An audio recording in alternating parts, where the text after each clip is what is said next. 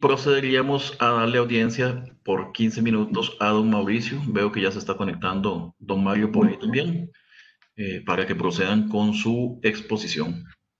Adelante. Bueno, muchas gracias, buenas noches por recibirnos. Voy a compartir aquí Bueno, la aplicación. A ver.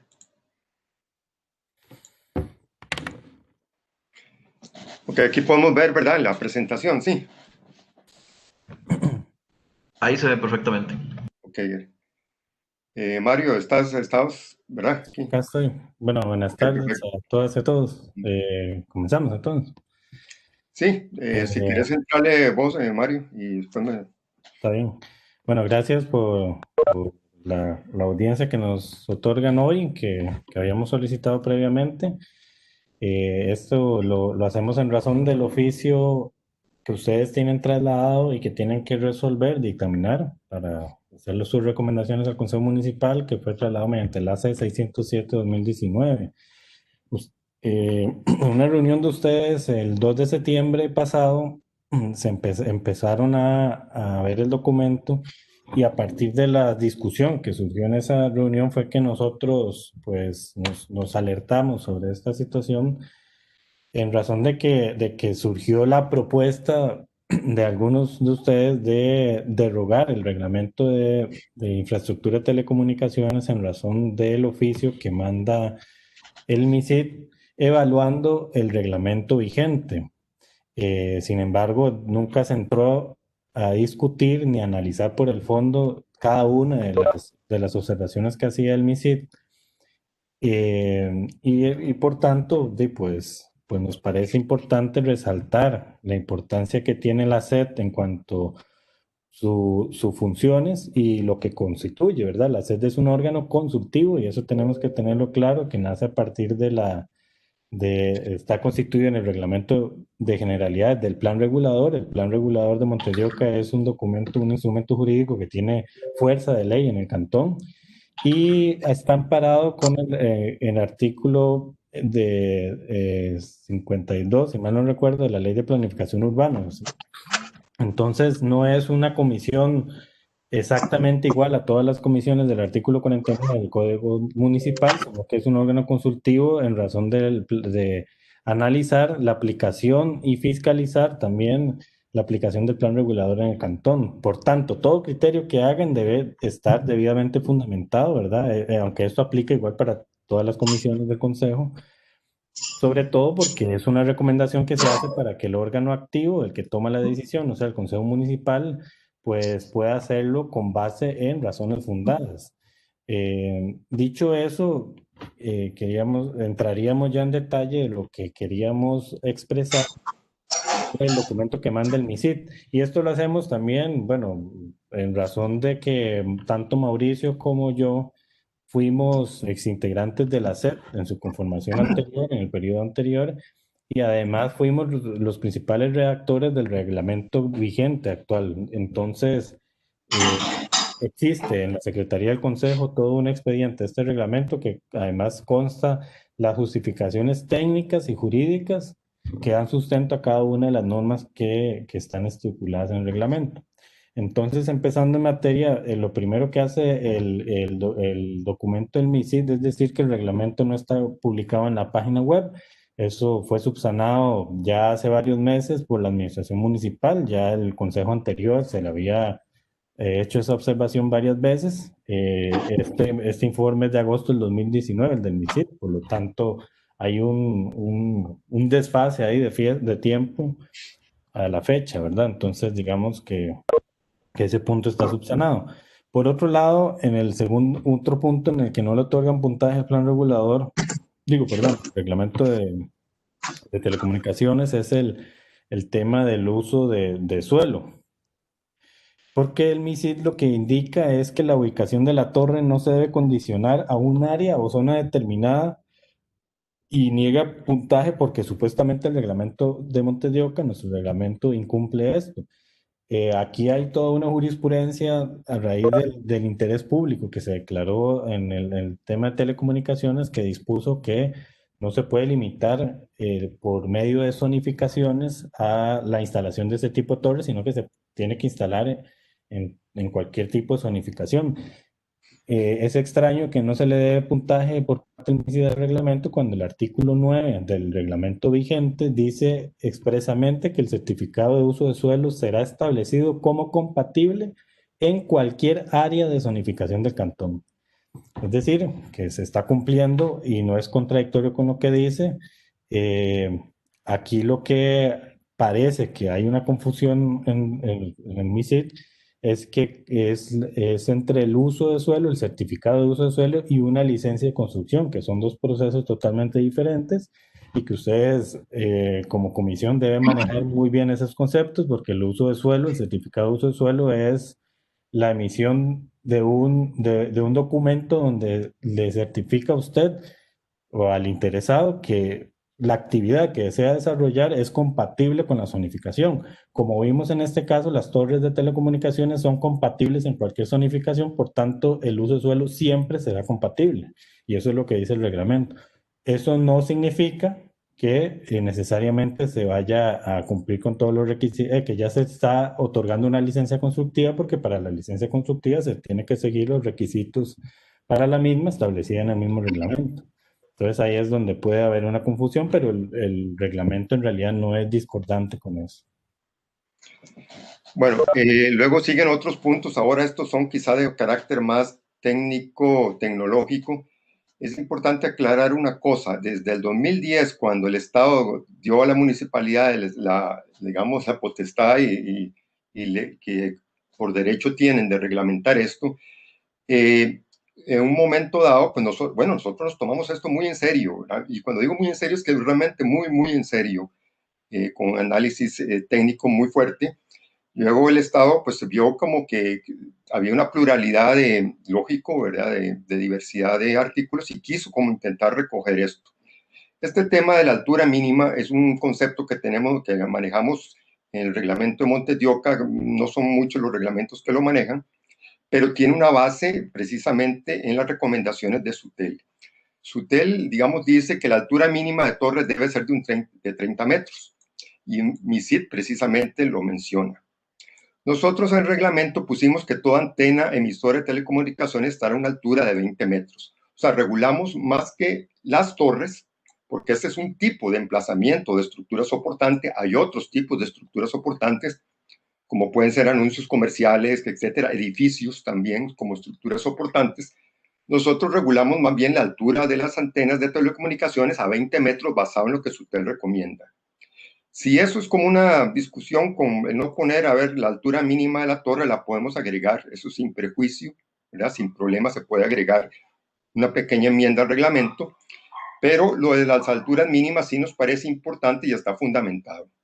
Aquí tenemos el documento Recomendaciones Buenas Prácticas, hecho por SUTEL, junio de 2011, donde precisamente viene esta fuente que el mismo MISID, ¿cómo se llama?, define.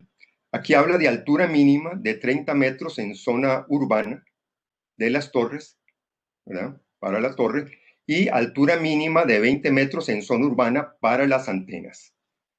En ese mismo documento hay una tabla, perdón, que también se indica lo mismo, nada más como más claro, ¿verdad? Altura mínima de 30 metros para las torres y 20 metros para las antenas. Ya este tipo de antenas son las antenas que se llaman de interconexión, no son antenas, son interconexión entre las distintas torres para que haya sincronía. Estas son las antenas emisoras. También lo tenemos en esta otra tabla del mismo documento de SUTEL, donde se habla de nuevo de antenas y las alturas que tienen que corresponder a 3 metros cada una. La razón de, digamos, definir alturas de antenas tiene que ver, primero esto hay que entenderlo, la forma de, digamos, de la onda. Hay un lóbulo principal y luego hay unos lóbulos secundarios, para abajo y para arriba. Esto más o menos, esto es el 100% de la emisión que tenga una antena. Esto puede andar como por un 3% de la emisión. Entonces, el fuerte, digamos, de la emisión es hacia el frente, con un ángulo de -5, -10, depende de la inclinación de la antena. Y del punto de vista horizontal es como una forma de plato, que abarca 120 grados. Por eso se usan 3 antenas por nivel para cubrir los 360 grados del círculo. ¿Por qué nosotros justificamos y nos considera importantísimo poner el tema de la altura mínima que SUTEL recomienda? Porque primero, las antenas muy bajas chocan con los edificios adyacentes, lo cual reduce la vida útil de las antenas. Segundo, proteger a la gente que vive en las edificaciones adyacentes del lóbulo principal de emisiones, este que mencioné aquí.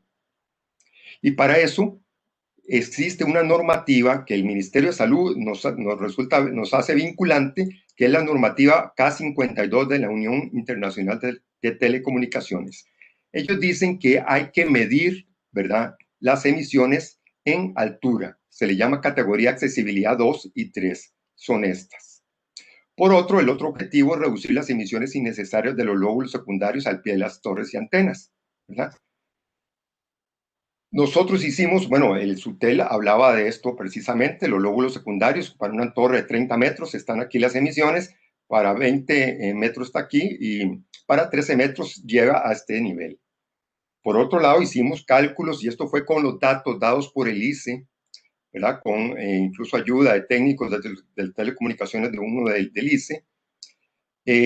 A 3 metros de distancia, una antena de esta potencia supera la normativa mínima de Costa Rica. ¿Por qué 3 metros de distancia? Decimos, porque bueno, si nosotros tenemos una torre puesta más ahora que está en las aceras, más un metro o metro y medio de acera, más 2 metros de antejardín, pero vean que las antenas tienen un brazo, entonces perfectamente una de estas antenas podría estar a 3 metros de la línea de construcción de cualquier edificación. Entonces resulta que estamos a una densidad de potencia, o sea, una potencia de emisión que supera la norma térmica que definió Costa Rica y el Ministerio de Salud. Tenemos que estar nosotros claros que este límite es el límite térmico. A partir de ahí, como cualquier microondas, empieza a calentarse el cuerpo humano. Y Costa Rica adoptó esta norma. No estamos aquí para cuestionar, bueno, ¿por qué Costa Rica? Este no es el momento, sería otra ocasión, pero vemos cómo otros países, Chile, Italia, China, Suiza, tienen normas mucho, mucho más bajos que la nuestra. Entonces nosotros lo que queremos es cuidar que no se supere la norma térmica. Incluso con una antena de 524, mucho más débil, a 3 metros 13, estamos exactamente en el límite de la norma térmica. Entonces nosotros estamos cuidando que de acuerdo a la normativa K52 no se supere los mismos límites que el Ministerio de Salud han puesto. Por eso nos consideramos que la altura mínima es importante. Luego tenemos el área mínima del lote. MISIT nos habla que debe ser el 30% de la altura de la torre. Nosotros también decimos que debe ser el 30% de la altura de la torre, ¿verdad? O sea, hay una coincidencia. En ambos casos equivale a un 15% del radio, ¿verdad? El tamaño del lote al 30% equivale a un radio del 15%, ¿verdad? Como tamaño mínimo del terreno. Hay coincidencia, por lo cual nos explica la falta de puntaje de MISIT. Entonces eso hay que aclararlo con MISIT. La diferencia puede estar que ellos además agregan que para torres, esos torres de 30 metros, que para torres mayores de 30 metros, que es difícil que haya en Montetioca, porque estas son más de uso rural, de más de 30 metros, el radio debe ser el 10% y no el 15%. Y esto sí nos parece que entonces hay que hacer una mayor discusión con ellos, porque no puede ser, digamos, bajo qué criterio ellos definen. Es sorprendente que más bien a mayor altura se reduzca el radio, cuando quizá debería ser al revés. O sea, hay una mayor palanca. Y esto, nuestra, digamos, definición de por qué debe ser el 15, nos lo basamos en la cuña, el concepto de cuña de falla o efecto de levantamiento sobre el terreno que produce una torre, que puede extenderse a las propiedades vecinas. O sea, la torre al moverse, el peso que tiene, pero al moverse, produce un levantamiento en las inmediaciones de su cimentación. Se llama cuña de falla.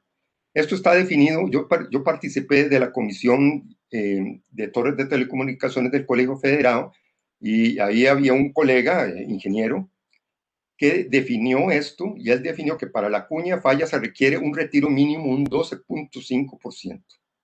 Nosotros lo pusimos en 15, similar al de SUTEL, perdón, al de MISIT y SUTEL para 30 metros, porque además consideramos que en su momento, cuando no estaban en las aceras, pues los carros que hacían asistencia, los técnicos tenían que tener un parqueo también. Pero reducirla a un 10% yo creo que merece todo el cuestionamiento posible. Igual nos cuestionan aquí que nosotros definimos para la franja de amortiguamientos, que es como un retiro alrededor de la torre, que consideramos el pararrayos, y eso no se explica tampoco, de nuevo, eso es otra aclaración con MISID, porque en ningún momento decimos que se incluye el pararrayos. Nosotros decimos que esta franja será el 10% de la altura de la estructura soportante de la torre. Nunca se ha considerado el pararrayos como una parte de la estructura soportante, sino como un elemento adicional. De hecho, aquí está la definición de estructura soportante y en ningún momento habla de pararrayos.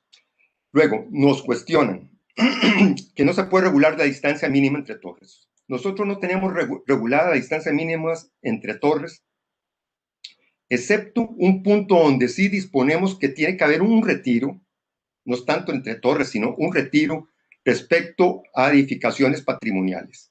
Las pocas que tenemos, pero que hay que respetar, y esto debería ser para todo el país, más bien debería ser un modelo para todo el país.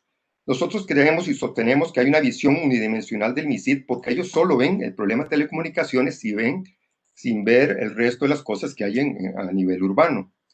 Por ejemplo, la ley de patrimonio nos dice que esta norma prevalecerá sobre cualquier plan o normativa urbanística que previa o eventualmente le fuera aplicable. Los 100 metros que nosotros definimos viene del concepto de zona de amortiguamiento. Y esto es algo recogido en las cartas de la UNESCO, las cuales Costa Rica ha firmado. Se habla de zona de amortiguamiento, hay que proteger. Nadie se imaginaría en la Plaza de San Pedro una torre de telecomunicaciones, ni frente a la iglesia de Orosi, ¿verdad? Entonces son cosas que debemos cuidar y más bien hay que cuestionarles al MISID que tengan esa visión unidimensional digamos, de la ciudad. En términos de vías de acceso, nos cuestionan que pidamos que aquellas eventuales radiobases o torres que estén más allá de los 60 metros de una calle pública, que les pidamos protección contra fuego, como rociadores automáticos o resistencia pasiva con recubrimientos de concreto. Nada más les pedimos eso. ¿De dónde surge eso? Pues que Bomberos define que no se necesitarán rociadores automáticos después de 60 metros. ¿Por qué? Porque una torre se puede incendiar. Se incendia, y yo he visto, no encontré la foto, que se vienen, porque el metal con el fuego se vuelve maleable, y se vienen completamente al suelo por el fuego. Entonces, son medidas completamente razonables dentro del concepto complejo de la vida urbana, que no solo hay una variable. Luego viene el trámite, Mario podría mencionarlos aquí, ya vamos terminando. ¿Aló, Mario? Ya, sí, con respecto al... Empecé a hablar con el micrófono apagado. A este último tema, el MISID nos dice que no nos da puntos, digamos, aduciendo que se está pidiendo otra vez los trámites o todos los requisitos para el trámite para cuando se da un caso de ampliación de la infraestructura o de modificación de la misma. Ellos argumentan en la resolución 34/2016 del Tribunal Contencioso Administrativo. Lo que pasa es que parece que no agarraron el artículo 19 del reglamento vigente, ¿verdad? De Montes de Oca, en donde claramente dice lo siguiente, lo leo textualmente: los propietarios de las infraestructuras de telecomunicaciones tendrán las siguientes obligaciones, viene varios incisos, el inciso E es el que nos interesa en este caso, dice solicitar la licencia municipal para cualquier ampliación o remodelación que varíe la infraestructura de telecomunicaciones. Para los cambios en la estructura soportante se tramitará una nueva licencia constructiva para obra mayor. En los casos de sustitución o adición de nuevas antenas o equipo eléctrico complementario no incluido en el permiso inicial, se deberá tramitar como una adenda a la licencia constructiva original por tratarse de obra que requiere supervisión profesional. Creo que el artículo es bastante claro en el sentido de que lo que se está pidiendo es el trámite de licencia constructiva nueva solo en cambios que varíen la estructura soportante y cuando hay una sustitución o se añade nuevas antenas o equipo eléctrico, dado que esto requiere supervisión profesional, se haría como una adenda a la licencia original, ¿verdad? Pero en ningún caso se está pidiendo todo nuevamente los mismos requisitos, sino que va a depender del cambio que vaya a hacer. Eso previamente y de manera obvia tiene que tener un criterio técnico de la administración a la hora del que el interesado tramite la ampliación para determinar si se trata de un cambio sustancial o no. Entonces, lo que el MISID hace es ignorar totalmente todos estos factores que determinan cuándo se puede pedir, cuándo se debe tramitar como una nueva licencia o como una adenda. Y se basa en esa resolución que les cité, que es de un caso del reglamento también, creo, si mal no recuerdo, de la Municipalidad de Heredia, pero la misma resolución es clara cuando cita que en realidad eso no es ilegal para ellos, sino que lo ilegal sería que se solicite todos los requisitos cuando no hay un cambio sustancial en la infraestructura, pero aquí no se está pidiendo requisitos por cada cambio que se vaya a hacer, sino cuando hayan cambios realmente sustanciales. Vea que lo que dice el Tribunal Contencioso Administrativo es que pudieran existir casos de ampliaciones o modificaciones que tiendan a un cambio total o remodelación sustancial de la infraestructura existente, por lo que si esto implica una reforma esencial en el proyecto, previa comprobación y según criterio técnico debidamente documentado por las autoridades competentes, sí estará facultado el gobierno local para exigir la presentación nuevamente de todos los requisitos existentes cuya ilegalidad no ha sido determinada en esta sentencia. Concluimos entonces que per se la norma no resulta ilegal, lo será únicamente en el tanto la municipalidad pretenda volver a pedir al administrado documentos y requisitos ya cumplidos, en caso de ampliaciones o modificaciones que no sean sustanciales en relación a lo ya instalado. Entonces ven que en realidad no hay ninguna contradicción, en realidad el MISID trata de utilizar sesgadamente una resolución del Tribunal Contencioso Administrativo para malinterpretar el artículo 19 y el inciso E del reglamento actual de telecomunicaciones, porque en realidad no se está pidiendo nuevos requisitos de forma generalizada a cualquier tipo de ampliación, sino solo Jorge, Mario. cambios sustanciales. Sí, don Andrés, yo vi que estaba solicitando la palabra, pero ya les quedan, vamos a darle 5 minutos más para que terminen y ya Sí, empezamos la discusión para no interrumpirles ahorita. okay. Ya casi 5 minutos terminamos. más, don Mario, está bien. Sí, gracias. Y enseguida lo que sí queríamos resaltar, ahí Mauricio va a hablar de un que elemento aparte de importante. estas cosas que hemos mencionado, que tienen, pues como han visto, un fundamento técnico, tanto desde el punto de vista legal, las que son legales, tanto desde el punto de vista tecnológico o urbano, las que corresponden, también hay un par de artículos muy valiosos de nuestro reglamento que en todo el país deberían existir y que se perderían en el caso de una derogatoria. Eso es fatal. Más bien nosotros deberíamos insistir en que esto sea reproducido. Por ejemplo, nosotros les pedimos a las torres y especialmente ahora que se admiten en las aceras, que tengan la capacidad de falla dúctil o doblamiento, o sea, que se puedan doblar en caso de un golpe, que no tengan falla frágil ante cualquier impacto. Eso yo lo discutí lo conversé con un ingeniero. Entonces, que si son de concreto, que fuera en el caso que sean de concreto, deben incorporar núcleos tubulares de metal o preferiblemente que sean de metal para que no ocurra esto, ¿verdad? ¿Y qué pasa si ocurre esto? Es que una cosa es un poste que hemos visto eléctrico que lo sostienen los cables y otra cosa es un poste de 30 metros de altura que no lo sostiene nada y que se puede venir sobre cualquier casa. Entonces, queremos que se doblen en caso de esto, no que se quiebren. Y esto es una cosa que más bien para todo el país. Segundo, el tema de la compensación patronal, que puede hablarles Mario. Sí, hay un artículo, el artículo 8, específicamente el reglamento actual, establece una compensación peatonal para el caso de la instalación de torres en las aceras, que de hecho sea de paso, como ya bien lo ha dicho Mauricio, ha sido la tendencia ahora de las operadoras, ¿verdad?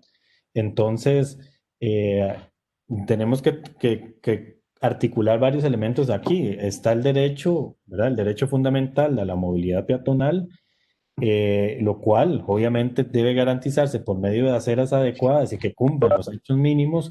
Y tiene que verse aquí el plan regulador también. El plan regulador de Montes de Oca estipula anchos a las aceras mayores que el mínimo que establece el reglamento a la ley 7600, que es 1,20 m.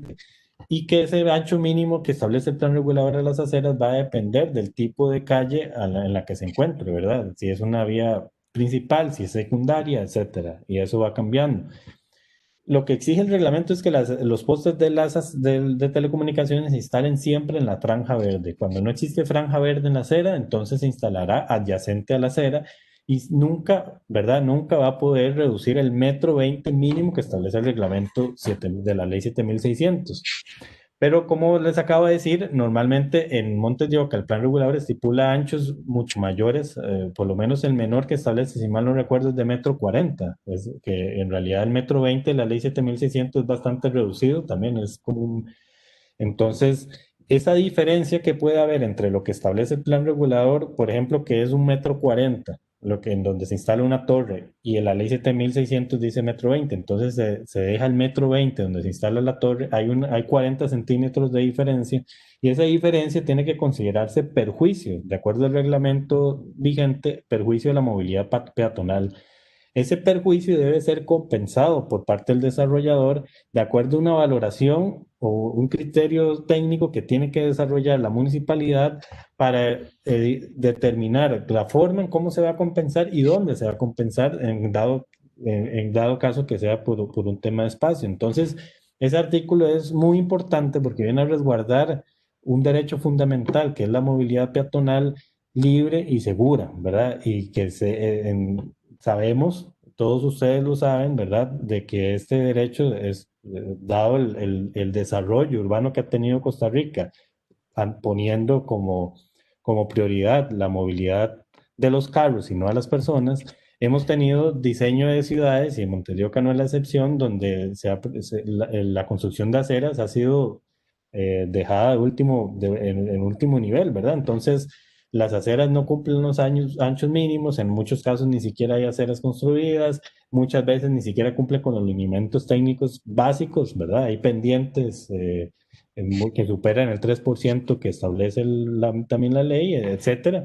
Entonces es una forma de venir a compensar, porque ahora tras de eso nos instalan MUPI, nos instalan un montón de cosas que quitan espacio a las aceras y ahora torres, ¿verdad? Entonces ese artículo nos parece muy importante resaltar que sería otro de los elementos, entre otros varios, que se perderían en caso de derogar el reglamento.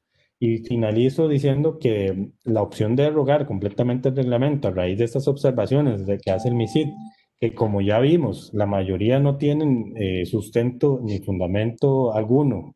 Es más, algunas hasta son coincidentes con lo que dice el reglamento. Sería dejar al Cantón de Montes de Oca sin una regulación para la instalación de ese tipo de infraestructura. Y en consecuencia se tendría que aplicar supletoriamente el Reglamento Nacional de Construcciones del INBU, el cual tiene un apartado que regula este tipo de infraestructura, pero que no contempla todos los parámetros locales específicos de Montes de Oca, ¿verdad? Hay un montón de elementos urbanísticos que, como ya vimos, se perderían, como el que acabamos de exponer. Entonces, nosotros queríamos hacer un llamado exhaustivo, aunque se analice técnicamente y jurídicamente y científicamente, ¿verdad? Todos los elementos que está poniendo el MISID en contraste con el reglamento para que se pueda tomar una decisión fundada, reiterando que la función de la SED, ¿verdad? Que tiene pues, elaborar dictámenes bastante fundamentados para que el Consejo tome una decisión en razón de todas los elementos que tienen que ir viendo, ¿verdad? Entonces, finalizaríamos ahí la presentación. No sé si hay dudas o consultas o cualquier otra cosa que se pueda ampliar. Muchas gracias, don Mauricio, don Mario. Tenía la mano levantada don Andrés. Empezaríamos con don Andrés por el periodo de preguntas o de comentarios, dudas. ¿O dejo de compartir? Si quiere, deje de compartir para poder vernos, y si hiciera falta, pues lo ponemos nuevamente. Gracias. Buenas noches a todos. perdón la tardanza. Una primera pregunta, Mario o Mauricio. Cuando se hablaba de cambios sustanciales en una torre, en la parte estructural, ¿qué es un cambio sustancial? Es para una cuestión para saber, una cuestión técnica. Digamos, si alguien viene a cambiar algo, digamos, cómo saben que es sustancial o no es sustancial? Esa es una primera pregunta. Eh, y, y quisiera saber la opinión de ustedes, digamos, eh, viendo lo que ustedes, digamos, lo que se nos mandó, la calificación que tuvimos, que era bastante baja, ¿qué se puede hacer, de sugerencia de ustedes, para cumplir con lo que se nos está pidiendo sin que se derogue? Digamos, ¿qué creen que le deberíamos poner algo más? O sea, yo sé que es muy extenso eso, pero digamos así muy rápido por encima, ¿qué creen que se debería hacer? ¿Cuál es el proceso que ustedes creen que debería hacerse?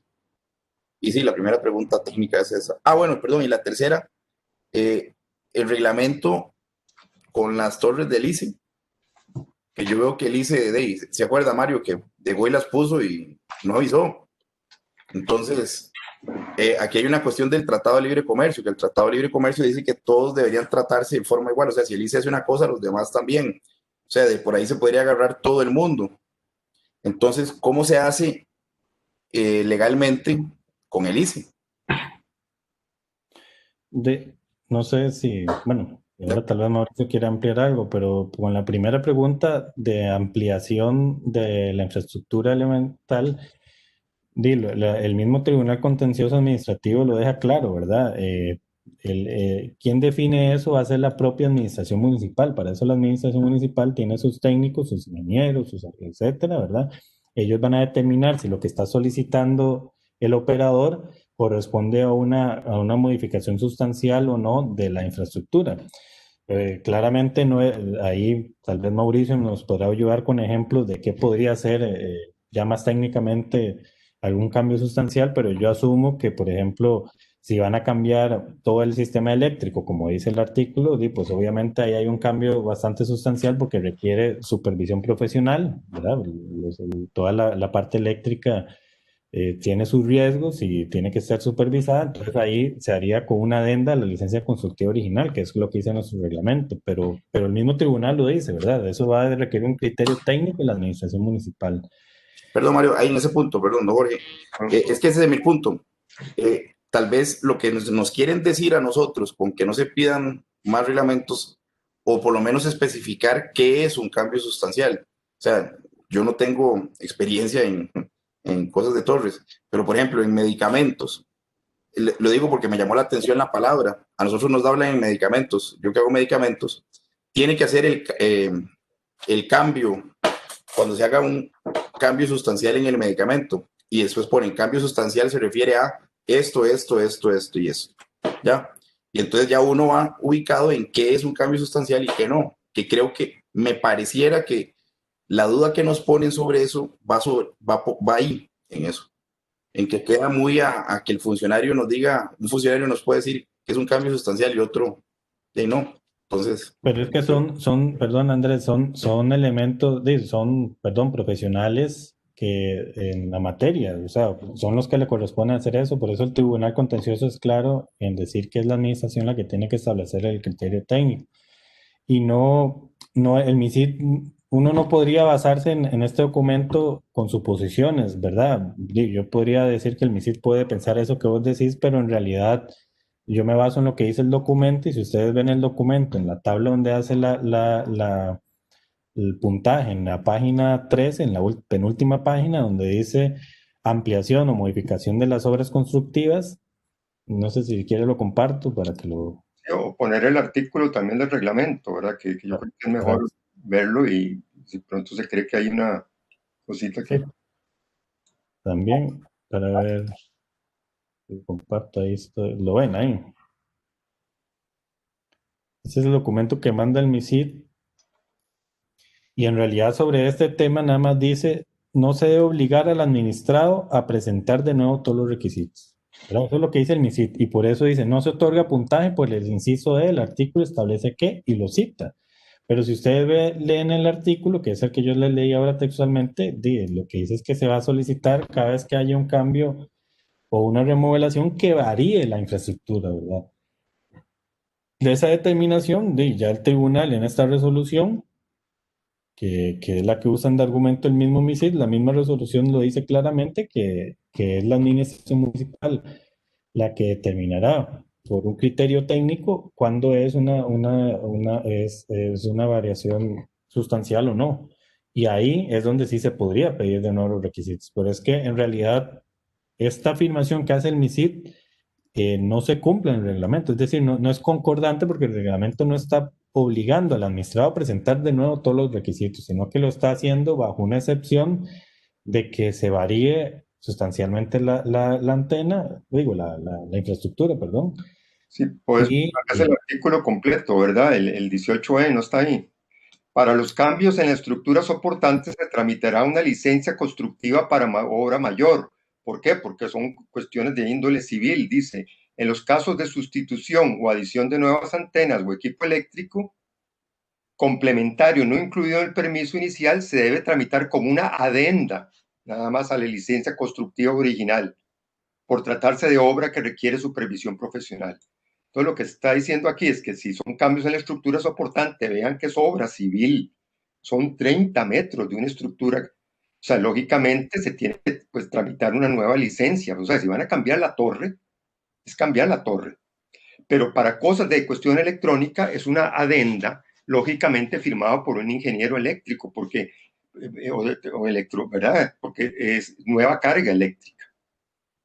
y la adenda no implica presentar de nuevo todos los requisitos, porque ya es una adenda, ¿verdad? Entonces ya el interesado presentó todos los requisitos, lo que hace nada más a hacer esa adenda con respecto al cambio que va a hacer, pero no es que tiene que volver a presentar todo lo que ya tenía, ¿verdad?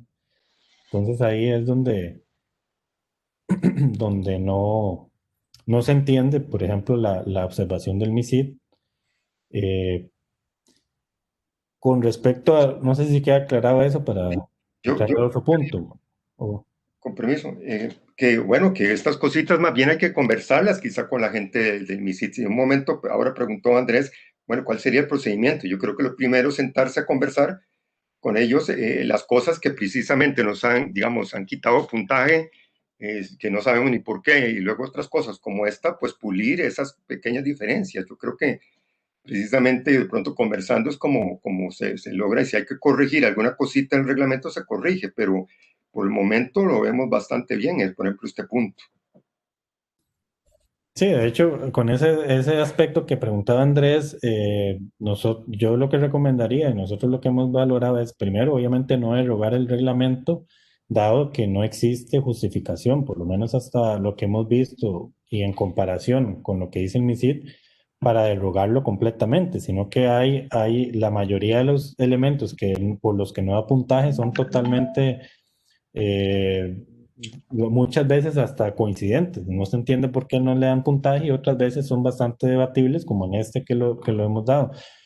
Nosotros, bueno, la labor que tienen ustedes es dictaminar ese documento. Entonces, obviamente lo que tendrían que hacer es analizar punto por punto, decir en cuáles están de acuerdo, cuáles no, cuáles son las razones jurídicas y técnicas por las que estarían o no de acuerdo y de ahí tomar una decisión.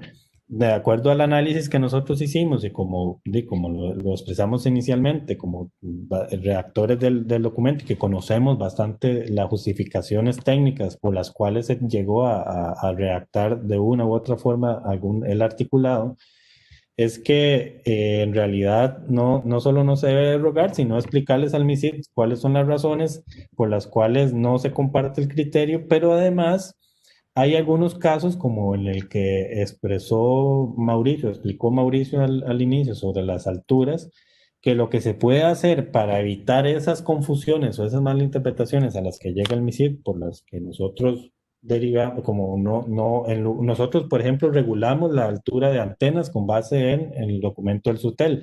El MISID nos dice que es que no estamos regulando la altura de las torres. Bueno, se podría agregar una reforma parcial para regularlo, como lo estamos proponiendo.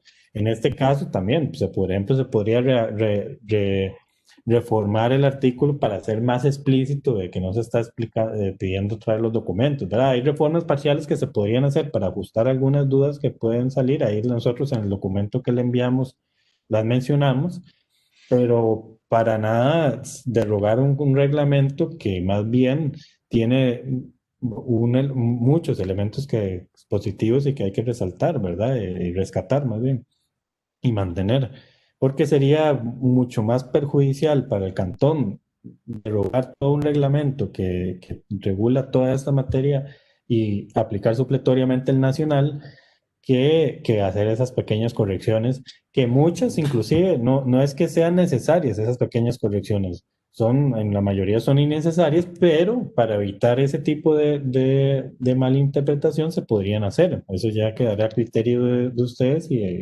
eventualmente del Consejo Municipal. Había una Muy tercera bien, cosa que había muchas dicho Andrés, pero gracias. no recuerdo, ¿verdad? Lo del ICE. Sí, pero lo del ICE creo que se había resuelto porque en realidad el problema que hubo con el ICE cuando se empezó a trabajar este reglamento es que precisamente fueron ellos los que empezaron a instalar torres en las aceras, ¿verdad? Y en un principio se había intentado evitar que lo hicieran a la libre, ¿verdad? Sobre todo por las distancias que podían haber en algunas aceras muy angostas frente a los edificios o a las casas, sobre todo, pero en realidad eso dio traza en que en realidad, a que todos los operadores puedan instalarlas. Entonces, digamos que en el reglamento vigente no hay ninguna contradicción con lo que puede hacer el ICE ni con lo que puede hacer ningún operador. Todos los operadores están por igual en el hecho de que pueden instalar las torres en cualquier zonificación del cantón, como ya lo vimos, y en las aceras. Ese problema que hubo con el ICE derivó que se reformara, creo que Andrés lo debe recordar, el artículo 8 precisamente en el que está el tema de las aceras, y fue como quedó actualmente para atender todo ese problema que derivó con ICE, Claro también. Si hay Y una, con eso amplío que Claro, que particularmente Claro fue el único operador que realmente llegó una o dos veces a la comisión, a la SED, para participar de este reglamento.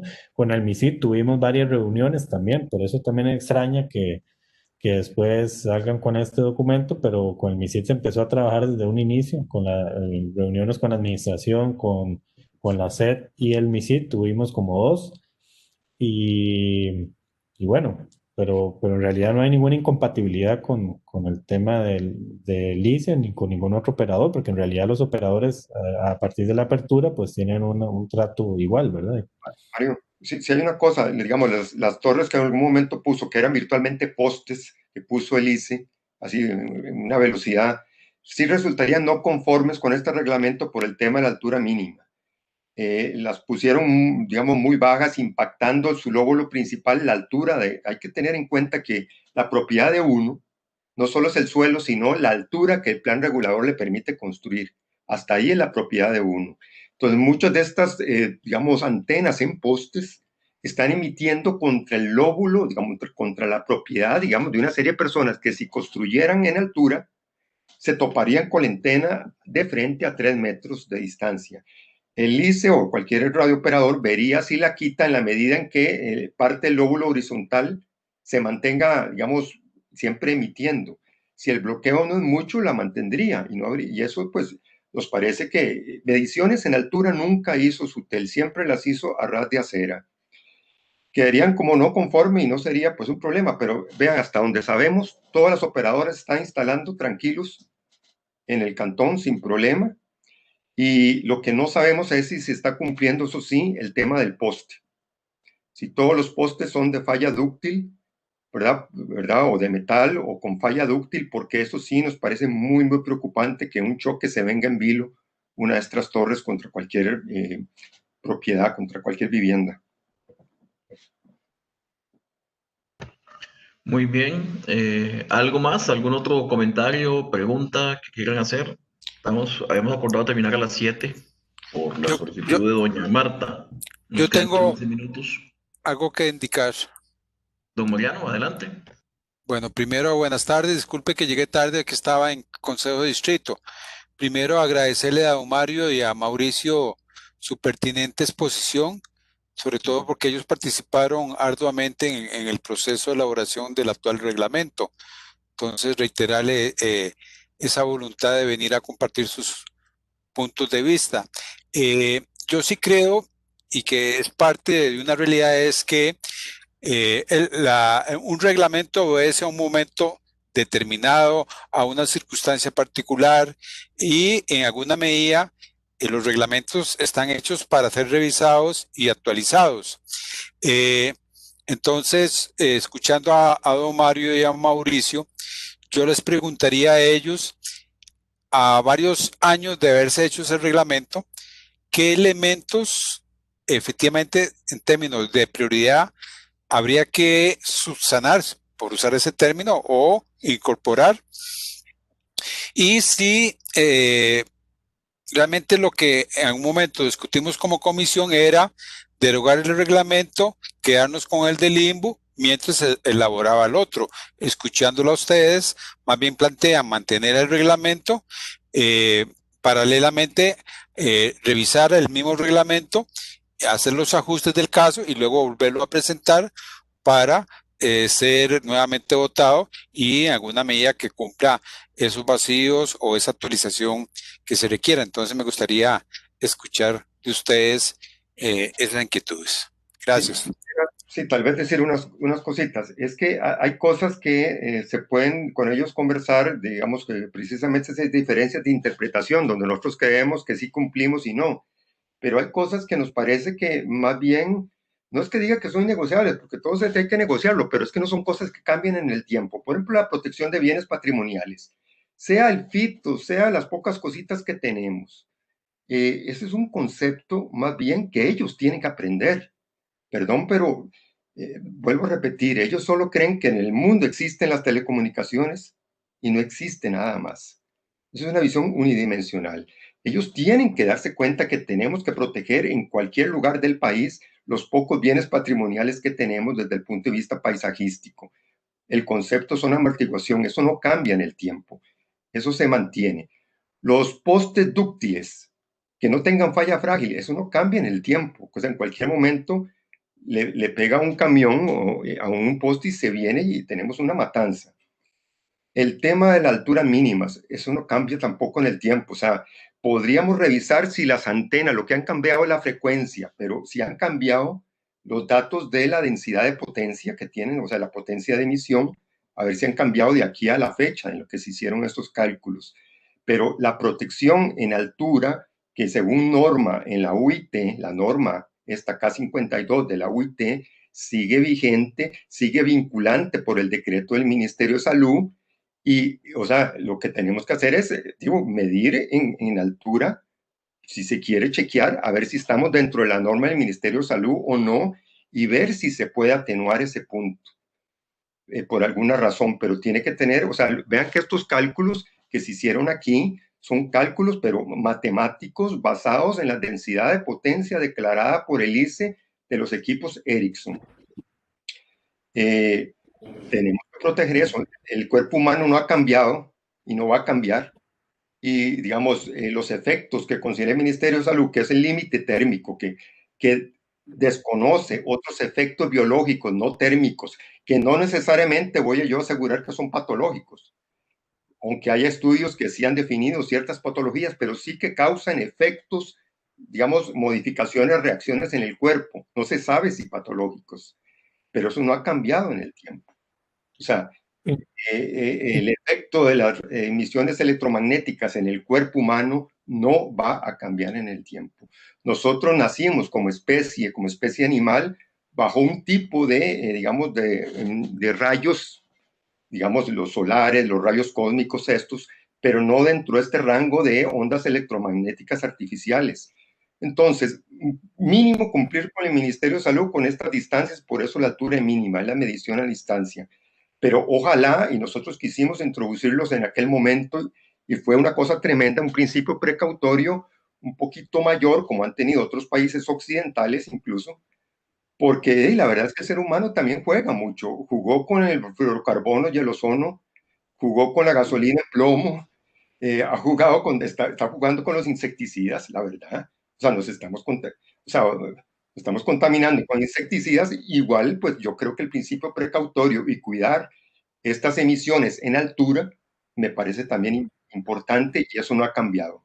Tal vez, Mauricio, nada más para complementar a lo que decías vos, pero en concreto con lo que plantea Mariano, también yo quería hacer énfasis en algo. Este reglamento apenas tiene 2 años y 4 meses de estar vigente, ¿verdad? Fue aprobado en julio del 2018 y esto es importante señalarlo porque tampoco se trata de un reglamento que esté desfasado, más bien bastante reciente, y respondió precisamente a una derogatoria total que se hizo el anterior, precisamente por un montón de conflictos jurídicos que hubo en razón de alguna materia que se quiso regular y que bueno, y a partir de lo que Andrés señaló, ¿verdad? De la apertura que se dio en telecomunicaciones a raíz de la aprobación del Tratado de Libre Comercio con Estados Unidos, entre otras cosas, y pues ha hecho que varíe algunos elementos jurisprudenciales, dándole calidad, interés público, declarando el interés público de las telecomunicaciones, y eso ha hecho, por ejemplo, que no se pueda limitar la instalación de telecomunicaciones en ninguna por zona. zonificación en los plan regulador, que fue lo que vimos al inicio, entre otras cosas. Entonces, sustancialmente, nosotros no creemos que sea recomendable derogar el reglamento. Por el contrario, creo que en este momento, si nos basamos en el documento del MISID, no habría nada que cambiarle. Ahora, lo que hay que puede generar confusión, como repito, como el tema de las alturas, ¿verdad? Uno podría plantear, si se quisiera aclarar eso y evitar ese tipo de malinterpretaciones, se podría hacer una reforma parcial, por ejemplo, y ponerle y regular la altura mínima de torres a 30 metros, ¿verdad? Como lo recomienda el mismo MISIT y la SUTEL, porque lo que dice el reglamento es solo las antenas, por ejemplo. Pero yo reitero lo que dije anteriormente, esos cambios parciales que se podrían hacer para solventar esas nebulosas que crea el MISID son innecesarios porque en realidad ya está regulado y no es contradictorio con lo que dice el MISID. Y lo que sí es contradictorio, en lo que sí hay discrepancias, como los elementos que mencionó Mauricio, entre lo que expusimos, y yo creo que lo que valdría es justificarlo. Existen suficientes elementos jurídicos, técnicos y científicos como para refutarlos, y, pero aún así, digamos, dejando los que hay contradicción, el puntaje, si ustedes vuelven a hacer con base en el puntaje los parámetros de evaluación que hace el MISID, pues no tendría la nota que tienen, sino mucho más alta, inclusive yo creo que pasaría la nota, por así decirlo. Entonces, Perdón, creo que ellos no conocen las normas de la UNESCO de protección del patrimonio y creo que no conocen las normas de bomberos, por ejemplo. Y de ahí no es, más bien hay que en ese sentido darles a conocer esto a ellos. Muy bien, señores. Nos quedan 5 minutos. Doña Lucía creo que nos dice que tiene que retirarse también, al igual que doña Marta, que ya tuvo que salir por lo que nos había dicho al inicio. No sé si hay alguna otra duda, comentario breve. Y si no, estaríamos dando por terminada esta sesión. No sé, si no hay nadie más. Nada más, como cuando ustedes tengan gusto ofrecernos, como en este caso, como asesores expertos, lo que quieran de nosotros para, si lo tienen a bien, estamos gustosos de colaborar, ¿no?